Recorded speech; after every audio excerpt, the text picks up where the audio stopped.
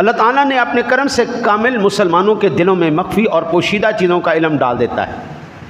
وہ علامات اور نشانیاں دیکھ کر حقیقت جان لیتے ہیں اور صدیوں بعد ہونے والی باتوں کو یوں صحیح صحیح بیان کرتے ہیں جیسے اپنی آنکھوں سے دیکھ رہے ہیں. اس خوبی کو ہم بصیرت اور فراست کہتے ہیں. جتنا ایمان کامل ہوتا ہے فراست بھی اتنی ہی زیادہ ہوتی ہے.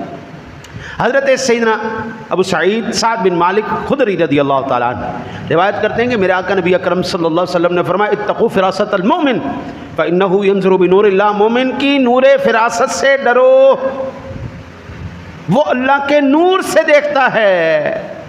اس بات سے ڈرو کہ اللہ تعالیٰ اسے مخفی اور پوشیدہ باتیں بتا دے اور تمہیں شرمندگی کا سامنا کرنا پڑے. سامعین ذوی الاحترام والاحتشام،